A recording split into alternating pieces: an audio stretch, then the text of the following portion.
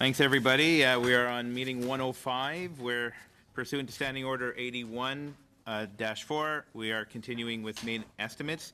Today we have the Honourable Bardish Chagger, Minister of Small Business and Tourism, along with John Nubley, get it right, Deputy Minister, and Paul Thompson, Associate Deputy Minister. We're going to get right into it. Minister, you have up to 10 minutes. Thank you. Mr. Chair, members of the committee, I thank you for the invitation to join you this afternoon in my role as Minister of Small Business and Tourism. As you know, small business is the backbone of our economy. Small and medium-sized firms account for 99% of all businesses in Canada, and just over 90% of all private sector jobs. That's more than 10 million Canadian workers. Voice of this strong and growing community at the cabinet table, and I take this job very seriously. And since 2015, our government has taken strong action to support these businesses. We know that when we invest in the economy, we are investing in the middle class and those working hard to join it. The results are already being felt right across the country. Canadians have created more than 600,000 jobs, mostly full-time positions. The unemployment rate is at a 40-year low. Our economy is the fastest growing in the G7. Optimistic about what the future has in store, yet there is still more work to do. Canada is in a global competition. Our new progressive free trade agreements with the European Union and the 10 countries in the CPTPP bloc will open up new markets for Canadian goods and services. Innovation is also reshaping our economy, creating new sectors like app development while revolutionizing others like manufacturing. We must take steps to build a modern economy, one in which Canadian businesses are developing innovative goods and services that are the envy of the world. Information. That is why our government is cutting the small business tax rate to 9% by 2019, as we committed to doing in 2015. This will put up to $7,500 per year back in the pockets of small business owners so they can reinvest in their businesses. Nous posons des actions concrètes. We are also taking clear actions to create a world-leading business environment, one that fosters innovation and business growth. Supporting growth-oriented businesses by helping them access key government services such as financing, exporting, innovation, and business advice in one place. We have also launched Innovation Canada. This new web portal at innovation.canada.ca provides business owners all the information they need on programs and services available to them. I've already visited the site since its launch in January. Canadians reflecting Canada's diversity. They are urban and rural, they are men and women, they are new Canadians and Indigenous entrepreneurs. Now for entrepreneurs just starting up, landing a procurement contract with the Government of Canada can make the world of difference. Through our new program, Innovation Solutions Canada, we are specifically engaging these startups to help develop innovative approaches to new and complex government challenges. C'est une situation avantageuse. It's a win-win. The businesses get a reliable customer, while the government gets innovative solutions to tough challenges. The 6 regional development agencies are doing great work to promote economic development and to support small businesses in every corner of this great country. Monsieur le Président, Mr. Chair, we have accomplished a lot. However, as the Prime Minister often reminds us, better is always possible. And necessary is supporting women's entrepreneurship. Less than 16% of businesses are owned by women. We think it's about time women had a fair shot at starting and growing a business. That is why, as part of this year's budget, we announced Canada's first women's entrepreneurship strategy.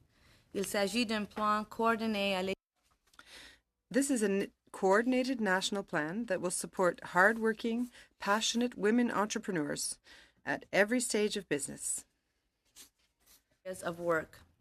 It starts with helping women start businesses by supporting skills development and closing gaps throughout the entrepreneurial ecosystem so that a woman entrepreneur in Kelowna has the same opportunities as a women entrepreneur in St. John's. It also requires increasing access to financing and recognizing that women face unique barriers when applying for financing. It requires improving access to innovation programs like the kinds of government programs I mentioned earlier that can make all the difference in a startup's development. And finally, it means that we must invest in better data and knowledge so that we can properly measure our progress. So we're investing close to $2 billion over the next 5 years in this women's entrepreneurship strategy.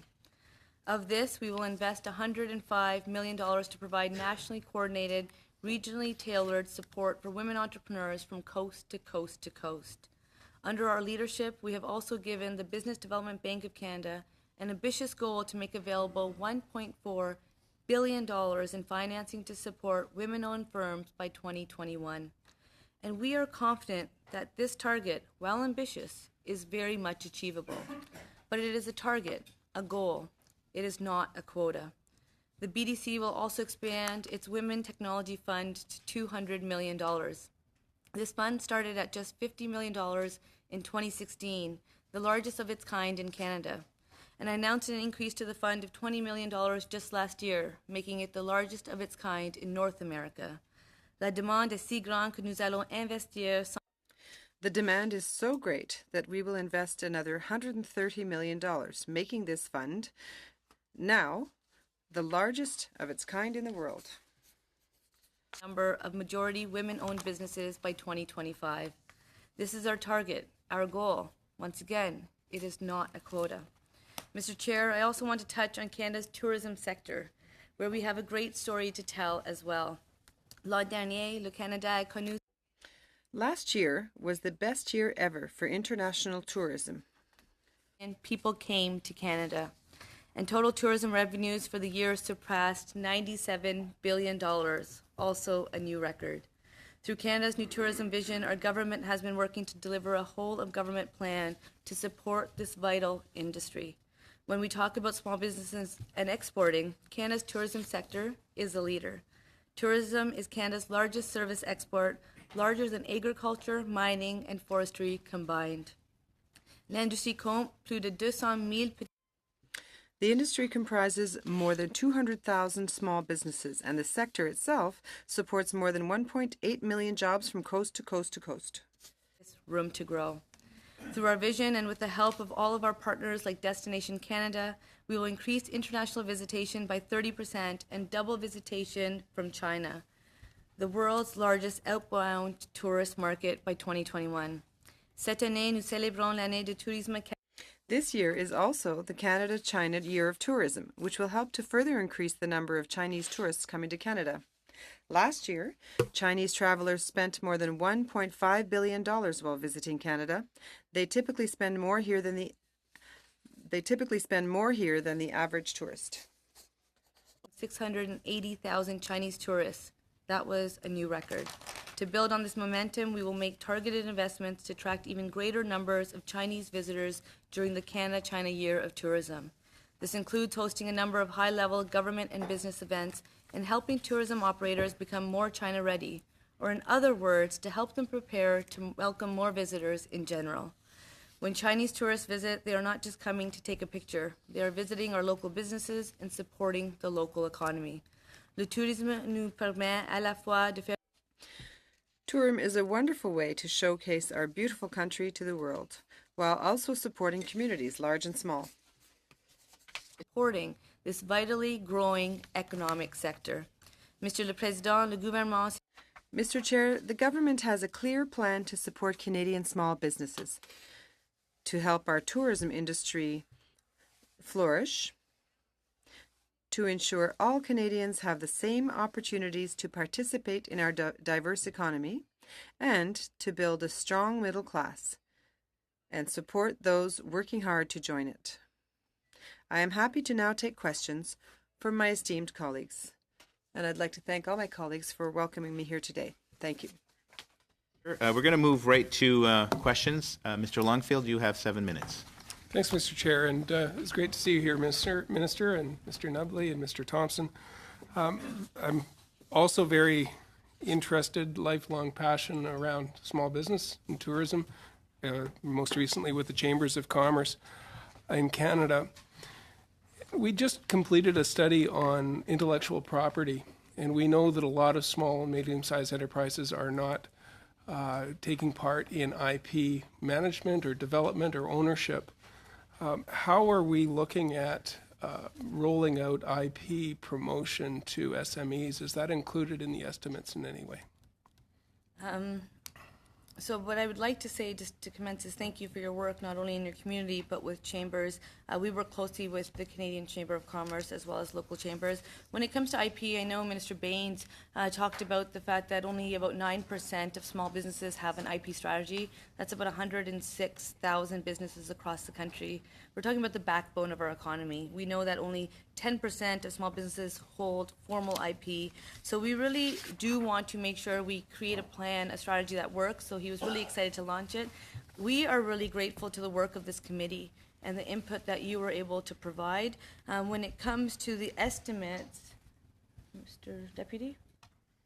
Yeah, I think in terms of the estimates, the 85.5 million over 5 years was in budget 2018, so they are not yet included in the estimates. Okay, and I think that also speaks to a new process, and I'm a little bit confused over the process. It's first time around, so could you maybe help us to align the estimates with the budget process?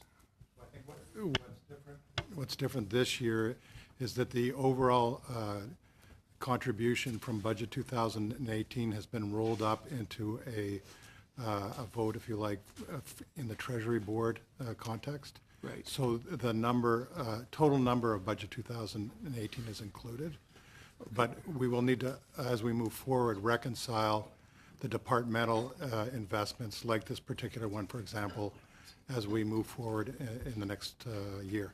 Right, so it's a bridging year. Yes. Yeah, so if I can just add to that, so that means that it is a line item within the estimate, which can give Canadians as well as yourselves confidence that that is the money that will go to the strategy. That it's committed for. It's not a line,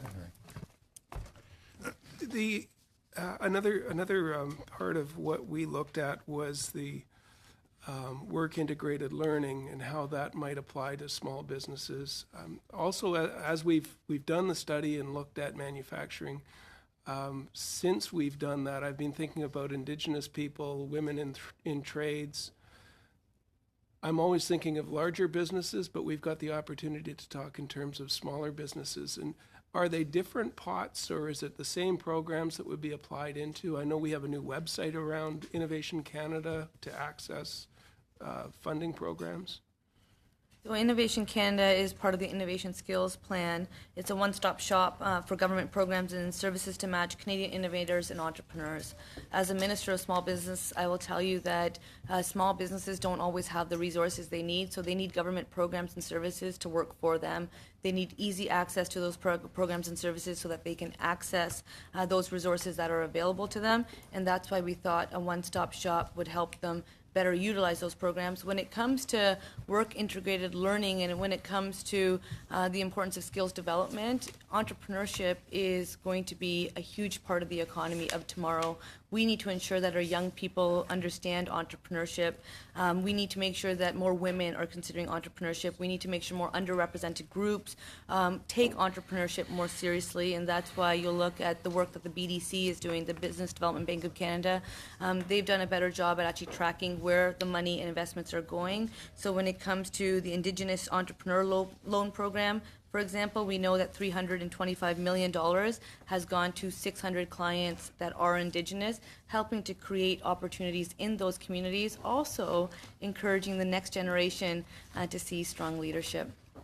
So we're keeping track of those numbers of investment to return on jobs. I read the blues last time. I wasn't here for the meeting, but I know that one of the members opposite was quite concerned about getting return on investment of numbers of jobs, and that is being tracked. That's an important way of looking at it because we know that when it comes to the jobs and the economy, it matters to Canadians. We as a government take it very seriously. So we need to look at how are we collecting that data. So you'll notice even when it comes to the investments that we're making in tourism, the investments that we're making across the board, data and collection of knowledge is key, as I mentioned in my opening comments, because we want to see the result of those investments. And with the little time left, I'm thinking of the Southwest Ontario Economic Development Plan and the goal of developing, to our highest potential in Southwest Ontario. The FedDev organization has just been refunded. That's included in the estimates. Could you maybe speak to that?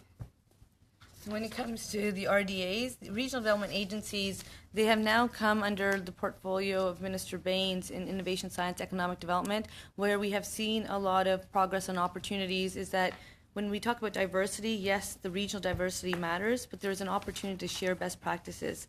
So I remember the first meeting where the presidents of the RDAs came together, and it was the first time that they were in a room. They are able to now to learn from each other and teach each other to ensure that we have greater economic potential in all communities. Budget 2018 provided an increase of $511 million over 5 years, and of that is $105 million, which is an ecosystem fund to really support the women's entrepreneurship strategy. And then working with chambers of commerce, business improvement areas, tourism agencies, we have to do a full court press here on. That's right, and I do believe that the Chamber does a fabulous job at ensuring that the voice of their stakeholders is heard. We need to ensure that we're doing a better job working with chambers to ensure that their stakeholders are also learning about government programs and services. So we'll be continuing to encourage the Chamber to be a two-way street so that they continue to push the government to do better and to do more. That's exactly what we expect, and we want their stakeholders to also be able to benefit from the programs and services so that we know which ones are working and which ones we need to modernize. I met with the Canadian Chamber of Commerce this morning, and they're very excited to be working together, and I'm looking forward to be a bridge between the two, Government of Canada and Chambers. So thank you for your input. They are good people indeed. Yeah, they are good people. Thank you very much. We're going to move, Monsieur Bernier, vous avez 7 minutes. Merci. Mr. Bernier, you have 7 minutes. Thank you, Mr. Chair. Thank you, Minister, for being with us today. I have a few questions, and I'll ask you to answer me fairly briefly. You keep your answers brief so that we can have a good exchange, and I will be sharing my time with Dane, too. Business, and I know you want me to go quickly, but I have to give you some kudos as well because the office I know hold is the one that you were in. So some of the results that we're seeing that comes to tourism, I do thank you for the work that you did there, and we'll continue to hold that portfolio strongly. And I know together, when it comes to small businesses, there's different ways of being able to look at it. We do tend to look at the number of jobs. So small businesses tend to be 100 employees or less, Okay. And that would be the ultimate definition. And do you know how many small businesses we have in Canada? We know that 99% of all businesses are small businesses, and we can provide you a number of, 1 million? Yep. 1,152,769. Thank you very much. Minister Bain was with us last Tuesday, and he said that his department gave $5.5 billion in a grant and also financial aid to for-profit corporation. So do you know how much was given to small business in that $5.5 billion? No, that's a number that we need to come back to you on. As we indicated at that meeting as well, we will be coming back with further clarifications. And can you come back at the same time also with how many jobs that money was created to small and medium-sized businesses? Can I just really quickly also add that that is something that is close to my heart and is something that I'm pushing every minister to really be able to advance. So when we were looking at the supercluster strategy and we were making choices as to which superclusters we'd be supporting, one thing that we did look at was the number of small businesses that were part of those clusters, and I look forward to sharing those numbers as well. So if you can give us this data with also by provinces and the job created with small businesses on that $5.5 billion. And I just have, do you know Frédéric Bastiat? Do you know Personally? Frédéric Bastiat? Personally? No, but if you know The Economist. Yes. Yes, you know, so I'm very pleased that you know him because your policy is not in line with what he said and he believed in. As you know, Frédéric Bastiat is an economist from France, born in 1801, so I don't think you had the opportunity to meet him. So that being said, he wrote the parable of the broken window. And in that, he said what is seen and what is unseen. And so what you're doing right now, it's what is seen. All the money that you're giving to small businesses, we see that. But we don't see what happened when you tax small businesses to have that money, to give that to other small businesses. And Frédéric Bastiat is a very well-known economist, and he said, you know, what is unseen, it is not creating any wealth because you are destroying wealth when you tax a small business and all these corporations, and we don't know how many jobs these corporations would have been able to create.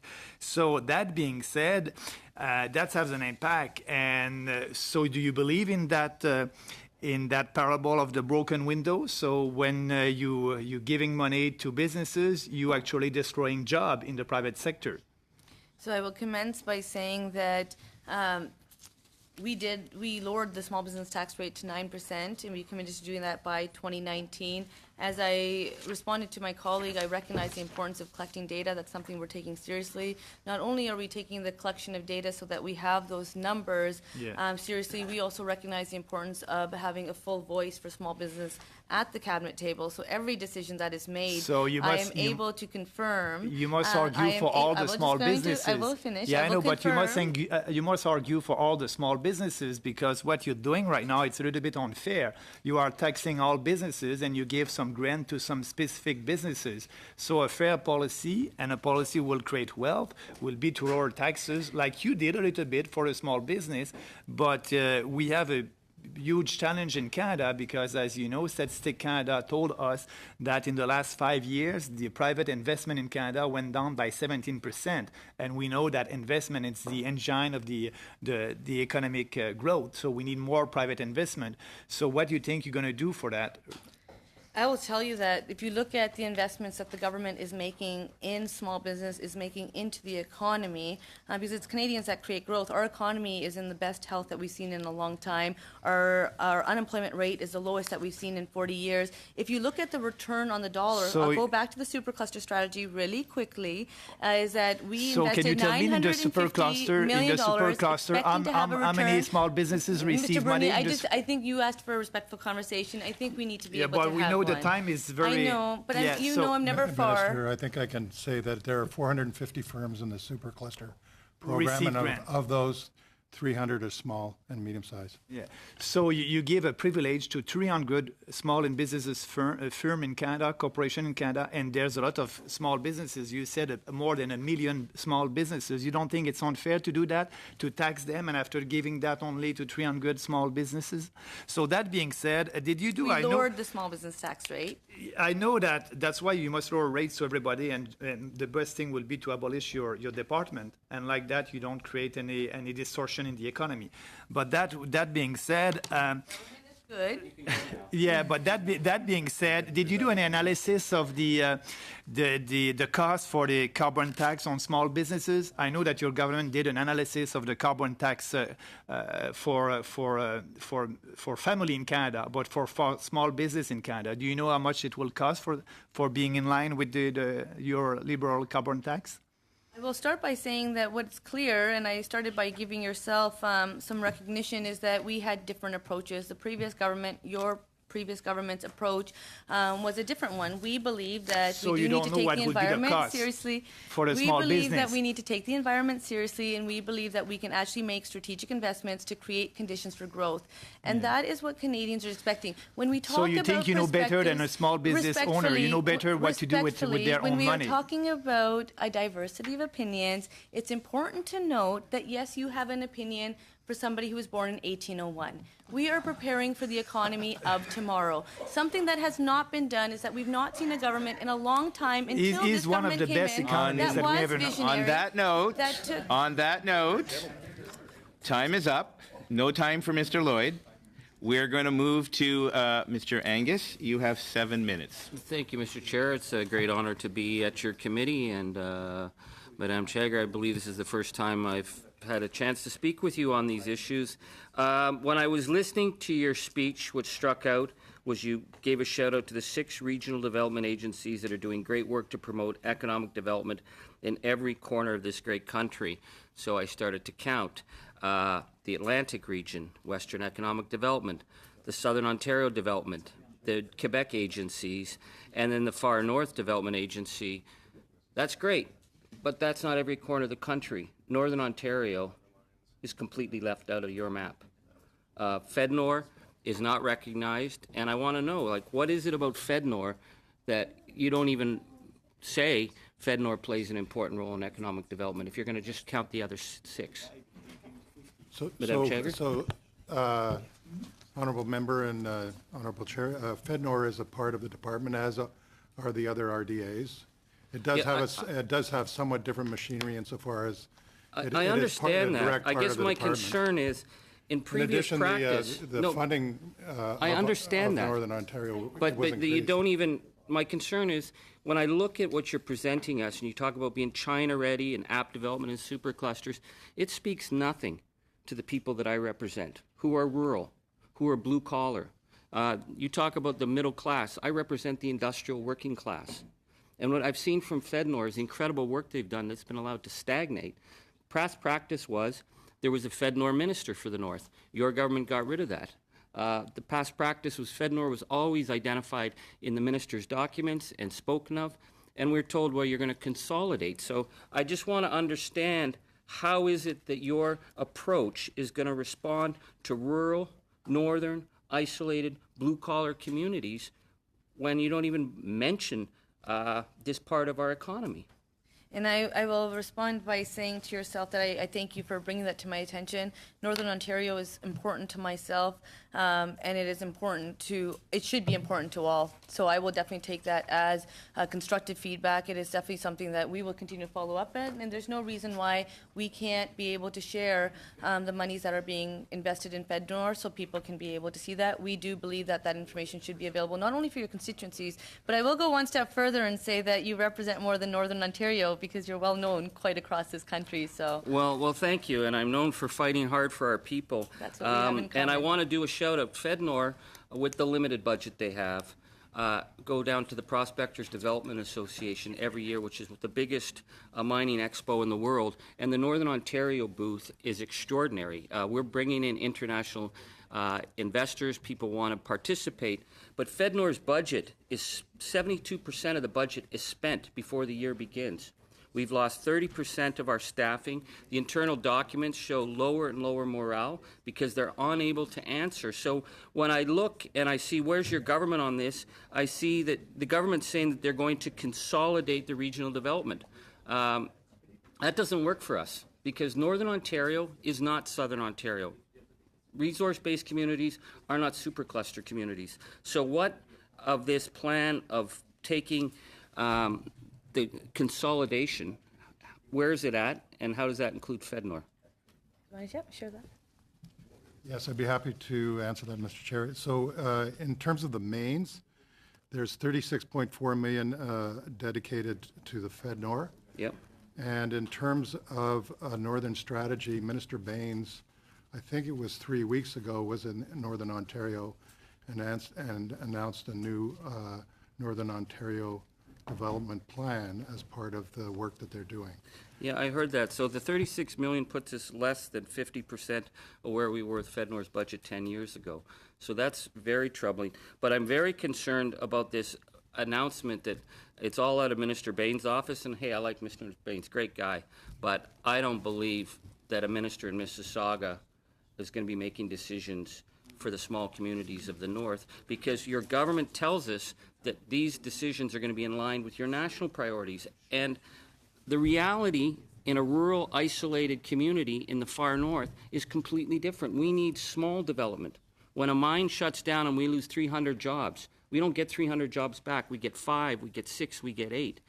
But I see that your priority, and it's been said by Mr. Baines, is to have investments in larger projects and in superclusters. Like, where are my superclusters in northeastern Ontario?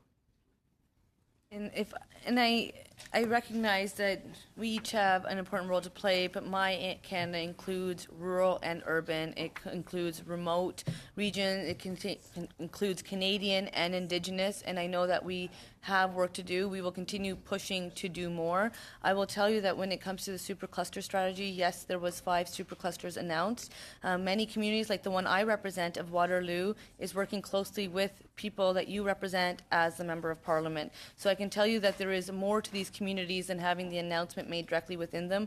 There are greater benefits, but one thing is clear, and I will take that off your comments, is that our country has to work together as a country. We have to recognize that there's huge opportunities. I and for totally you get that. yourself to make the comment that a minister from Mississauga cannot respect or appreciate Oh, I didn't say not Fednor, respect. I think is that is we have a unfortunate different because economic I'll tell issue you, because I'm just saying this. I did share at I made the other comment is that for the first time we had presidents from all different RDAs, including yours that you're referring to, come together. And you know what made it clear? It made it clear to each of them that what they saw wasn't the whole country. Okay, So it I made them get that, take but things seriously because we can't just I'm look running at. out of I know, time but here. we can't But just the look issue in our is that backyard. We have to look at the whole I'm country. sorry if I insulted the minister. No, no. But to say that to take away the FedNor minister, to not mention FedNor, and to tell us that a minister can run all this out of his office in Mississauga and understand the realities in communities like Red Lake, to me, is not credible. Because when I look at what you're presenting to me, you're looking about your national priorities, which are to be China ready, to have super clusters. I'm sure there's great jobs in Waterloo, but it doesn't reflect the reality of isolated rural communities. We need that rural lens, and we need a FedNor agency, and we have less and less from your government all the time. And you've been here a long time, so you know that there is a FedNor agency. You know it's located in Northern Ontario. You know they know the community the very well. minister is Rather running it, than and have thank the you government very of the much. state, the Thank you elected all very much official for playing. change priorities. Thank That you. community is able to represent themselves very well. We're going to move on to Mr. Sheehan. You have 7 minutes, please. Well, thank you very much. And speaking of Northern Ontario, Minister, when you were in Northern Ontario in Sault Ste. Marie about a month and a half ago, you had the opportunity to have a round table with small business and tourism businesses. And there were a lot of things that were discussed at that particular time, including FedNor, which actually has received an increase for the first time in a decade of $52 million over the last 2 years, consistently in 2016 and 2017, 25, and then 28 million. You also heard about the SIF funding for Northern Ontario that Minister Baines brought of $87 million for the colleges and universities located in Timmins, Sudbury, North Bay, Sioux, and Thunder Bay. And you also had an opportunity to visit Bonsu. Bonsu, one of the best winter carnivals in Canada. So, Minister, could you please share with this committee some of the remarks that you made in regards to small business and tourism as it relates to Northern Ontario and all businesses across Canada? You know, it was interesting because, and I thank you for that invitation to the north to be able to have that visit, and it was great because there's so many other communities to visit. What was fascinating to myself, and I really do hope people really absorb this, was that when I spoke to local people in those communities, especially young people, is that they want to know that they're part of the solution. They want to know that the government takes them seriously, and we do. And every single time when they hear about not opportunity or not investment, they really don't see the opportunities for them. So what we wanted to share and what we will continue to do is have confidence in FedNor, people who know those communities better than any elected official, because they know what strategic investments we can make to ensure that there's maximum benefit to those communities. This government is not going to be about announcement. This government's going to be about results, and that's why we see our economy growing the way it is. That's why we see that Canadians created 600,000 jobs. That's why we're seeing the lowest unemployment rate in 40 years, because there's huge opportunities there. The people that are in your riding and ridings across the country are hardworking Canadians, and what they need is a government that listens to them. Our doors will remain open. We will continue to communicate with them. And I'll tell you that at Bonsu, the bum slide was quite an adventure. I've seen nothing like it. And I, too, will say that it was probably one of the best festivals that I've been to. An economic driver, that festival is, bringing people from across the country. And I will also have to say that For the first time in the history of our country, we have a government that takes the tourism industry seriously. And we're talking about 1.8 million Canadians employed in the tourism industry, 200,000 small businesses across this country, including in small communities and big communities. And I'll tell you, it's the lifeblood of our small communities, and we'll continue to ensure that that industry continues to succeed. At that roundtable, we had representation from women entrepreneurs there as well. And as you know, I worked with the Economic Development Corporation. I was the manager of entrepreneurship. I had my own small business. And I also taught at the college entrepreneurship. And women traditionally, I mean, they're over half the population, percentage-wise, but they represent a very small amount of small business owner and entrepreneurship. In your presentation, I think you said around 16%. In some areas, it's smaller. So what is this government doing to try and increase that opportunity? Because I can tell you, those women that you met with and the women that I worked with are probably some of the most successful entrepreneurs that I've ever worked with. And that roundtable was an essential one because of that conversation and the regard and respect in that room. And I've heard from a couple of them since in regards to the women's entrepreneurship strategy, because they heard their feedback reflected right in the strategy that we are advancing. So we're talking about close to $2 billion for a women's entrepreneurship strategy, because we want to see the number of women-owned businesses double by 2025, because 16% just isn't good enough. But we want to do it in the right way. And that's why this budget, the Women's Entrepreneurship Strategy is making strategic investments, including in regional development agencies. So $105 million will be committed to women entrepreneurs to ensure that in regions across the country that they are benefiting. The Business Development Bank of Canada has been given a goal to really be able to invest $1.4 billion over 3 years in new financing to women-owned, majority-owned businesses. And once we push the Business Development Bank of Canada to do that in our early days, they were able to surpass their goal of $700 million in just under 2 years, which made them actually end up putting in $826 million into businesses owned by women. And what we've also done is this increase in the Women Technology Fund, which benefits every single community across the country, because technology is everywhere. And that's why I will say it was good when members do ask, what is that definition or what do you see? But technology is a source for good. We need to embrace it. And the $200 million over 5 years will see women in business, in tech businesses across the country, encouraging the next generation to see themselves in those businesses, to want to help grow their communities and create jobs in their communities. And that conversation is why we travel the country and why we consult, is because we need to hear the nuances of every single community. And it comes back to the RDAs needing to work better together, because their region is a part of the country and we need the entire country to succeed. And that means the approach of this government is ensuring that the person who needs the hand up gets the hand up. And if it is rural, remote communities that we need to make sure that we are representing better, we are going to ensure that we reach out and engage with those communities so that their voices are being heard in Ottawa and that the programs and services reflect them. Great. And you also heard from Ian McMillan, the head of tourism, Sault Ste. Marie, that you had announced that the Sioux area, the tour train, was part of the Rendezvous Canada experience. And the Asian market has increased significantly in Northern Ontario. Japan has picked the area as one of their top 10 destinations. So what other efforts are there and opportunities to penetrate the Asian market in this upcoming estimates? And I'll tell you, one of them is About 20 seconds. Okay, one of them is clearly the Canada-China Year of Tourism, which is, what we've done is rather than go after the typical centers, we're showcasing the entire country. The Chinese market is the largest source for tourists, and what is clear is that we need to find the tourists that want to make sure that they are visiting the Sioux or going to the north. So what we are doing is working better with Destination Canada to ensure that the people who want the information to get to these other communities in our country are able to obtain that information, and the tourism vision is helping to do that, to ensure that we are focusing on marketing, access, and product, and I look forward to those communications. But when you have 7 billion people in China, I can promise you that they're not all looking to go to a large urban center. They want to see the open lands. They want to see the Sioux, and I will encourage them to come visit communities across the country. Thank you very much. We're going to move to Mr. Lloyd. You have 5 minutes. Sure, and just before I start, I want to say I'll be splitting my time with my colleague.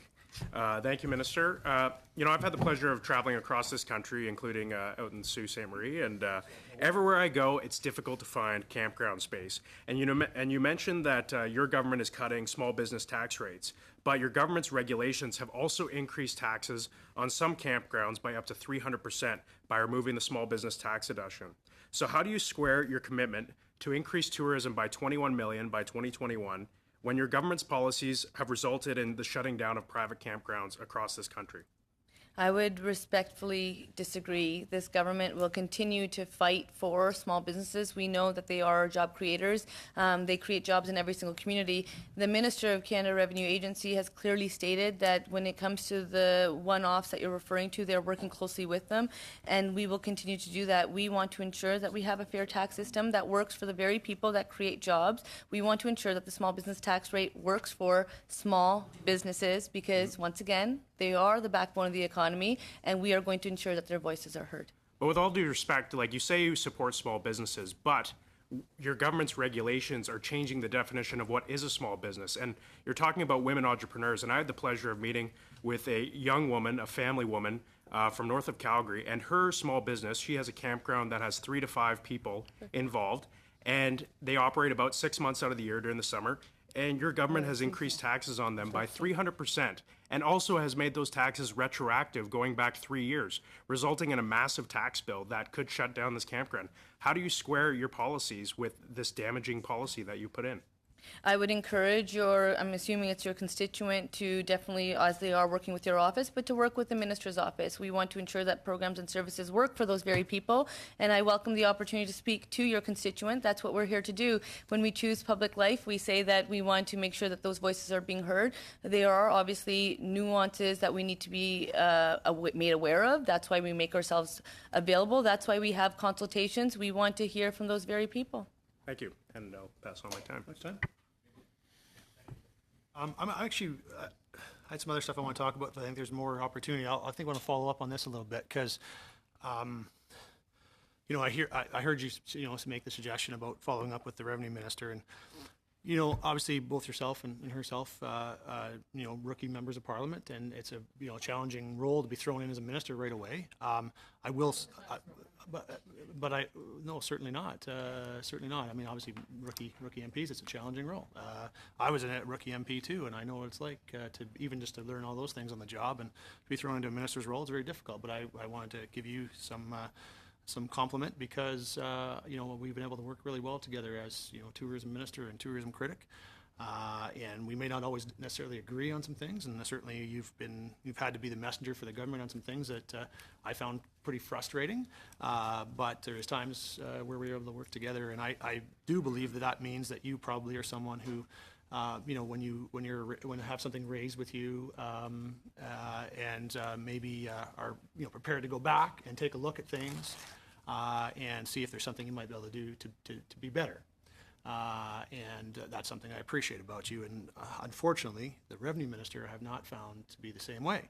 I've raised with her over and over and over again, as I know a number of my colleagues have, about this issue. And we continue to get the same talking points back over and over again, the exact same talking points, in fact, over and over again. I think they were probably written by a bureaucrat. And she hasn't gone back and challenged that. But I'm hoping that's different in your case, and I believe it probably is. And I know I've raised this issue with you before as well, and I just kind of wanted to get your sense on this. Like, now that you've had a chance, because I know I've raised this issue, I think, with you even in this committee almost a year ago now. There has been a recommendation by the Finance Committee dealing with this issue of the campgrounds and the way they're being treated as passive income when they're certainly anything but passive. That was a unanimous recommendation of the Finance Committee. It included all parties. And we continue to get this same talking point from the Revenue Minister that nothing's changed. Well, clearly that's not the case when we hear stories like we just heard, and I've heard a number of them. Short of telling them to work with the Revenue Minister, who I don't think is listening, what else can you suggest might be an opportunity for these campgrounds to deal with this issue? And actually have the opportunity to be able to have their businesses survive and not have these huge new tax bills that they are facing. And I appreciate your words and I appreciate the efforts you put forward. And I'll tell you that I am the voice for small businesses at the cabinet table. I need to hear what you are facing, and that's what I'll tell you is the campgrounds that have had challenges, that have contacted myself. We've worked closely with the Canada Revenue Agency, with the minister. So I would say that from my experiences, I've had the opportunity to have fruitful dialogue. Does that mean everyone comes out with exactly the answer they want? No, but it is important that we follow the rules and that the rules work for our job creators, especially in communities where campus is essential. I just have to say really quickly, with Canada 150 last year, we opened up our national parks for free. We saw more people frequenting those parks than ever before, and there is a lot of opportunities when it comes to our national historic sites as well. So if we can be of assistance, I can assure the member and all colleagues, as well as anyone watching, that we want to hear from you, and we want to be part of the solution because we know that they too want nothing different. Thank you very much. We're going to move on to Mr. Fragiskatos. You're halfway to being Greek. Well done, Mr. Chair. You got 5. Minister, thanks for being here. I don't sit on this committee, but I like to take part when there's an opportunity, so I wanted to engage with you today. April is a great month. For me, it's my birthday. And okay, there we go. On top of that, we also had the lowest unemployment rate since the mid-1970s. So speaking as the son of small business owners, when people are working, it means there's more purchasing power there. They can go out, buy products, stimulate the Canadian economy. So I think it's important. I mean, you pointed it out. We've pointed it out as a government, but members across the way, I think, are playing with the numbers and playing with arguments that really don't amount to putting forward an accurate perspective. I do want to ask you a question that relates to the main estimates. $349 million for the Canadian Space Agency for 2018 and 2019. And I promise you this is a small business question and not a research question. Many Canadians, perhaps many in the opposition as well, will look at that and say, well, that's a lot of money. $349 million. What exactly is that going to? In the past, when we have spent money on and allocated money to the CSA, this government has supported projects that encourage the development of innovative technologies in the Canadian space sector. Many of these businesses in this sector are small businesses. They employ more than 10,000 people on the whole, revenues in excess of $5.4 billion. Will that money go, that has been allocated to CSA in the main estimates, will it go towards these same sorts of projects, encouraging the growth of emerging technologies in the sector, supporting businesses that way? I think when we look at an investment like this, we think, well, where is it going? Where exactly, how will it benefit the Canadian society? We've seen how it's benefited in the past. Just want to make sure that continues. Indeed, I would say in one word, yes. We will continue to see programs like that, and we know that just like a big business, the supply chain is small business. And we really need to recognize who we're benefiting. We're benefiting communities and Canadians across the country. And you're right, when we put more money into the pockets of Canadians, we're going to see more purchasing power. Just like when we welcome more international visitors to communities, they're going to support our small businesses, they're going to support our communities. And that's really how you create opportunities, and that's how you create motivation for Canadians to want to do more because they know they're receiving that return. But yes, when it comes to that money, you will see it benefiting communities across the country. You'll see it benefiting small businesses. You will continue to see programs as you refer to. No, it's great because I think when people even hear the term space sector, they think of some sort of, large labyrinth of companies outside of their reach. But, these are small businesses in many cases. As I said, they're employing Canadians right across the country, generating revenues in excess of $5 billion, according to recent estimates. That needs to be encouraged, and I'm glad to see that the thinking is there. And they are innovative and they are visionary. Right. And I think that's where we're trying to get to, is rather than live in the past, we need to see where is the global economy going? How do we create the opportunities for tomorrow? How do we ensure that our young people are equipped for success in the jobs that they create and work in? And we want them to be able to gain the Canadian work experience that they need. And that's why we're making investments in programs like CanCode. These kids that we are, young people that we are investing in will be our entrepreneurs, they will be our job creators, and they will actually have the tools and the resources and the opportunities they need to be able to not only succeed, but compete. Because we know that when it comes to Canadian products and services, they are the best in the world, and that's why we're also putting a lot of focus on helping our small businesses export to new markets. And that's why the procurement, one thing I've not said, if I can take a little bit of your time, is that we know that when Canadian companies, startups have the first customer be the Government of Canada, that they are able to succeed in Canadian markets as well as international markets better. So we have made more procurement opportunities available to them through Innovation Solutions Canada. In Budget 2017, we saw $50 million basically to set up the program to ensure that it was able to succeed. And it works with 20 departments. So we're talking about innovative ideas across the country, Canadians having these solutions for complex government challenges within 20 departments. And I know that's an opportunity creator, and it's been really well received. Thank you very much. Thank you very much. Just a quick reminder, we have 2 more sets of questions left, but we do have to vote, so please don't all run away. So we're going to go back to Mr. Richards. You have 5 minutes. Great, thank you. And I want to move to a different topic, but I just want to close off because I didn't get a chance to finish our conversation before. And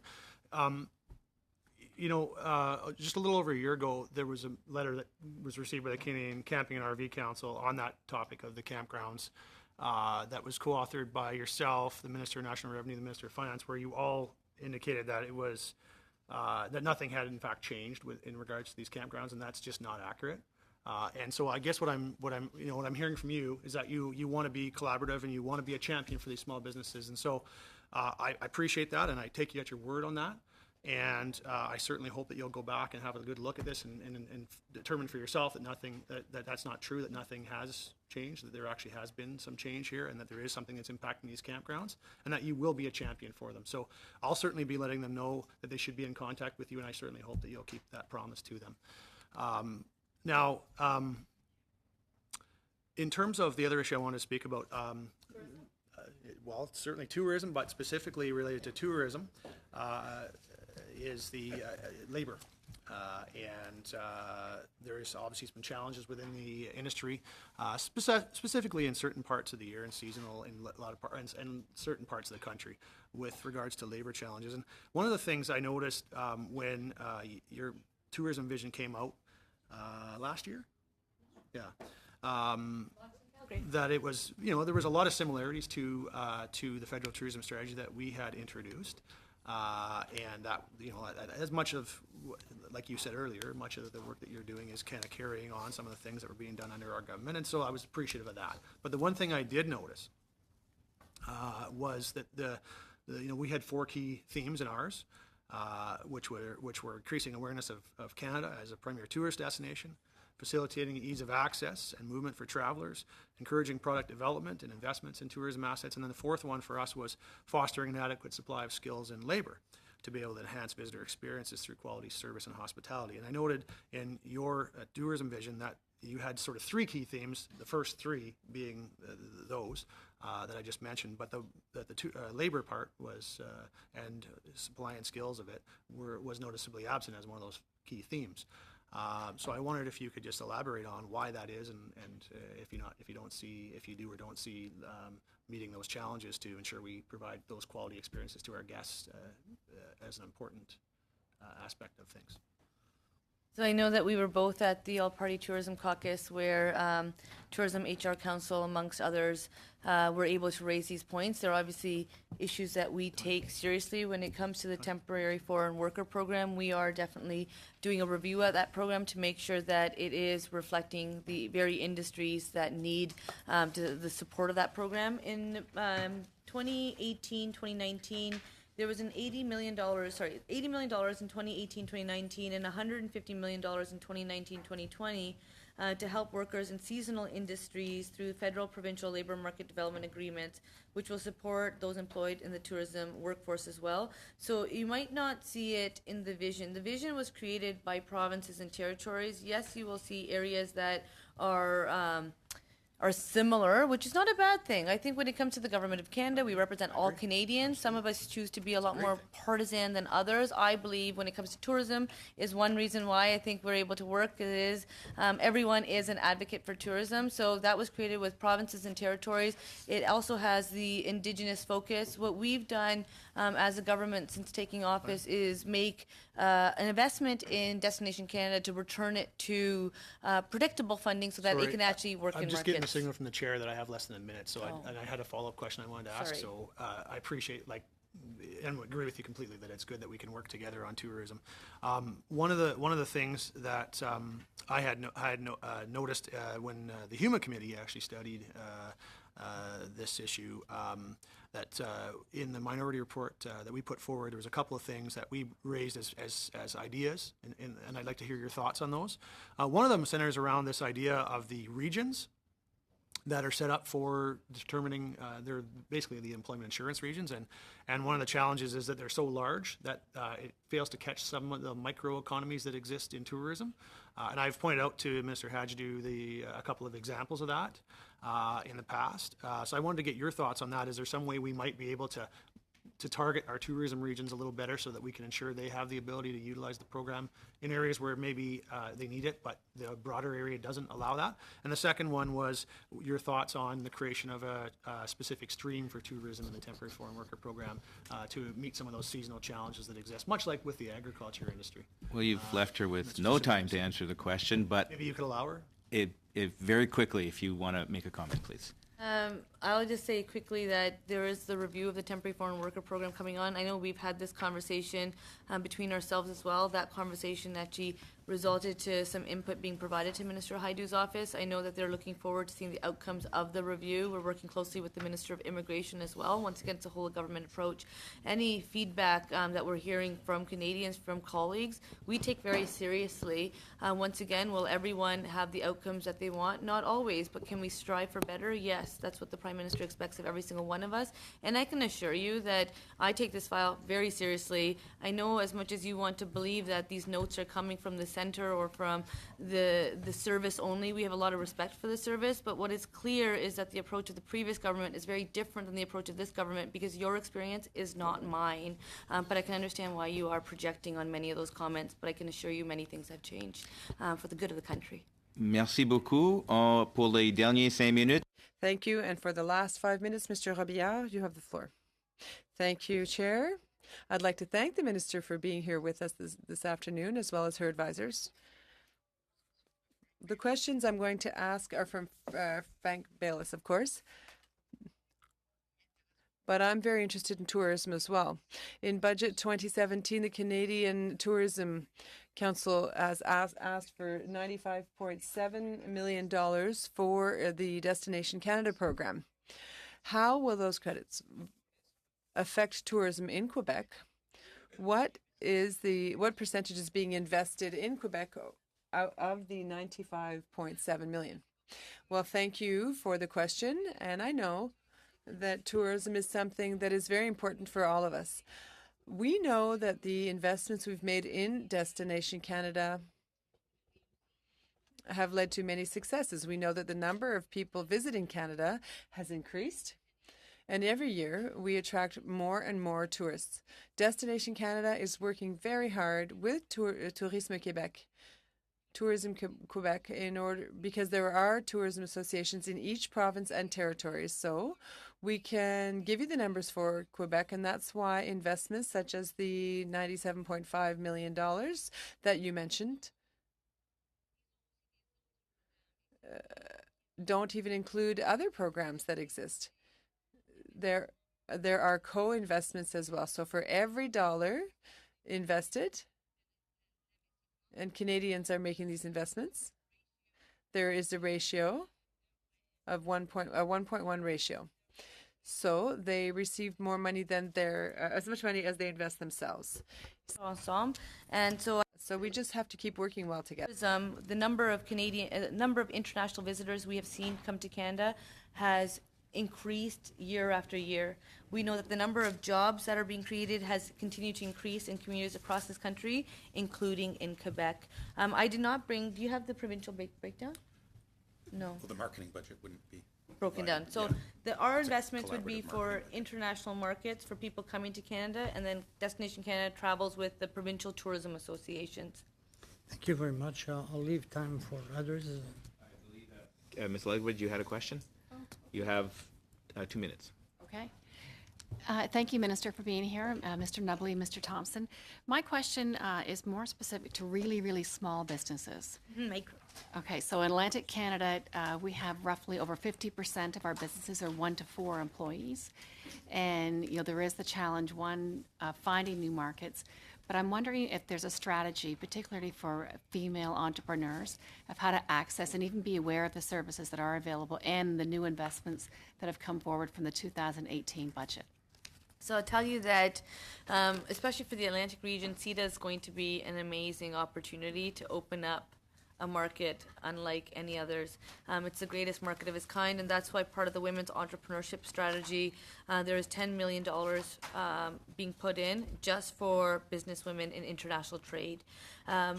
The Accelerated Growth Service, which we had kicked off in June 2016, brought the Business Development Bank of Canada with the Export Development Bank of Canada, NRC IRAP, so the concierge services, Trade Commissioner Service, and then the RDA. In your case, it would be ACOA, because we know that these small businesses do not have the people power to access programs. So what the AGS does is it takes high growth, high potential firms, because there is a lot of potential there, is that they just can't access the programs and services that the government offers. It provides you tailored services because it gets to know your business to ensure that you are using your time to apply for programs that are going to deliver you results. Plus, it's connecting you in with the right people in international markets.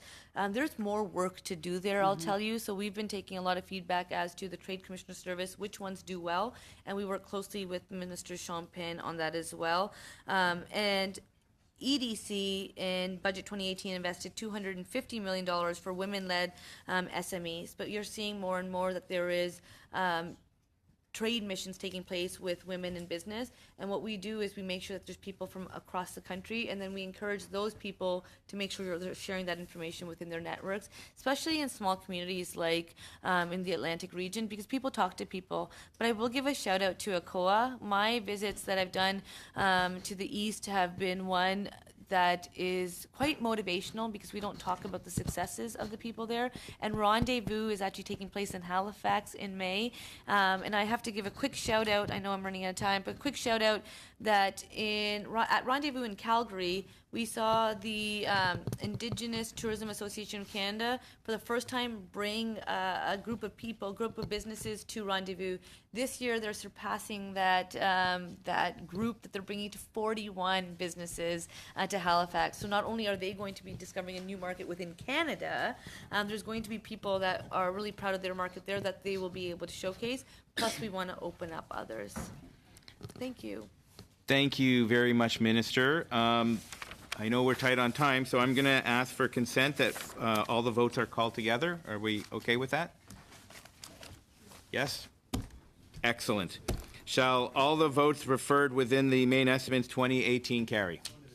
On division. Okay, what's next? And you need to report. Yeah. Shall I report the votes on the main estimates to the House? Excellent. That's it to do. Have a nice day. See you in Halifax. Thank you for another entertaining day. Y'all have a great day. We did. You said on division. He said on division. For you.